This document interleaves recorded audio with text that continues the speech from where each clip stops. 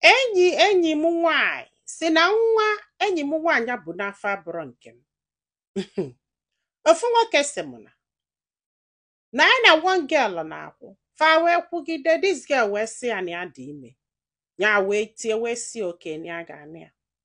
na-ejegofu ndị be nna ya fụsịa ndị be nna ya ewee ka aka sịa maka na edugoli ejefukwuo ndị be fafa sị na nsogbu adịrọ ebe ọ dị ime, ewee kasịa ije mee ego this girl.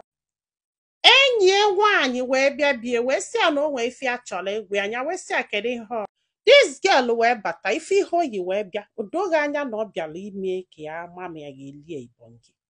ịghọtago, wee bata wee bido na-eme nnọọ arụ ka azụ, na-eme arụ ka agwọ, na-eme nnọọ ihe niile ọ na-eme just ka o wee ka a wee lie enyi ibongi. O wee megide ihe anya wee sị ya stop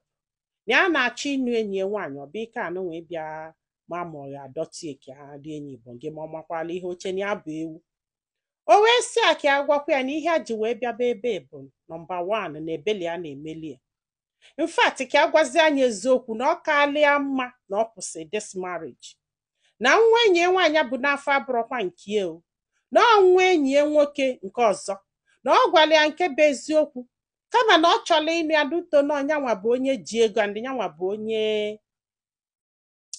ọlọvụ ịghọta.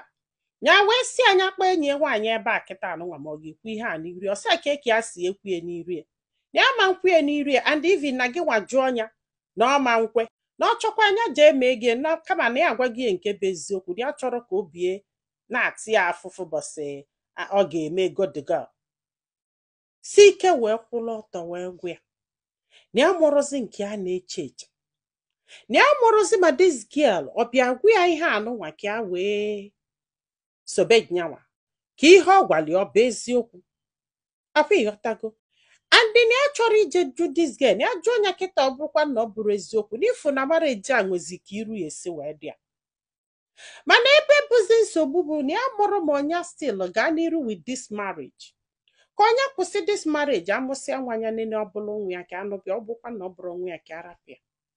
Na this girl bịa n'owele ọgba aghara tinye n'isi na ya mara ife a ga-eme ya wee sị ka amala ife ndị mmadụ lụ. Nwanne m kedu ife ịlụ, kedu ife ọdụgụ ka this guy mee na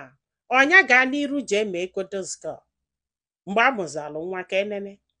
ka ọnya jee ebe nna ya jee si ya na ya ma nnụzi ọntela mụọ nwa ebe mmadụ gwagolie na nwa ebu n'afọ abụrụ nke Jizọs Chineke. Ọ bụrụ na ị ga-esi ozi a nwanne m biko